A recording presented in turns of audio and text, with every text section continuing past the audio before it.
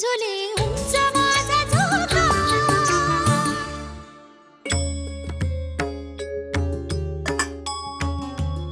रमाबाई, मी आल्याचे तुमच्या सासूबाईंना सांगितलेत ना तुम्ही? हो, त्या म्हणाल्या की मी येते भेटावयास, तुम्ही बोलत बसा. नाही नाही, थोड्या वेळाने आपणच जाऊ त्यांच्याकडे, त्या वडील आहेत. रमाबाई, तुम्हास वेगळे सांगावयास नको, पण तुम्ही तुमच्या सासूबाई, चुलत सासूबाई, नणंद, दीर या सगळ्यांची मने सांभाळूनच अभ्यास करता आहात ना?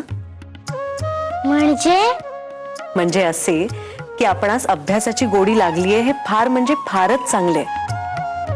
पण म्हणून काही तुम्ही स्वयंपाकघरातली आपली जबाबदारी विसरून चालणार नाही. तेथील कामकाजही आपल्याला या अभ्यासाप्रमाणेच नीट शिकावे लागते. त्यामुळे हे दोन्ही अभ्यास तुम्हाला एकाच वेळी करावे लागणार आहे, हे ध्यानात असू देत. खरेच? होय, अगदी खरे. पण अन्नपूर्णाबाई, माई म्हणतात की नुसते कामापुरते लिहिता वाचता आले म्हणजे पुरे, जास्त अभ्यासाची गरज नाही. बायकांनी स्वयंपाकघरातच रमावे आणि त्यांनी स्वयंपाकघरच सांभाळावे. रमाबाई, नव्याने शिकणाऱ्या प्रत्येक बाईस या दिव्यातून जावे लागते.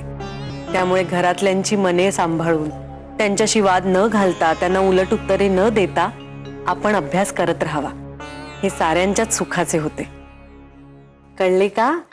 हो, मी ठेवीन लक्षात.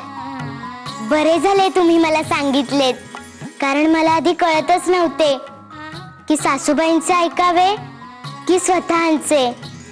पण आता मला कळले की आपल्याला दोघांचेही ऐकता येईल, आणि म्हणून मला खूप बरे वाटते आहे. होय ना? मग बरे झाले, आमच्या येण्याचे सार्थक झाले.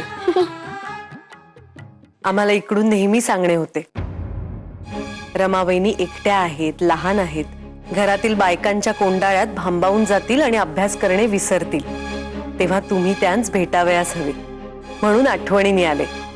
आता तुम्ही सुद्धा सवड काढून आमच्या घरी या, म्हणजे शांतेची, आमच्या मुलीची ओळख होईल. वा, छान शिकवताय हो आमच्या सुनेस.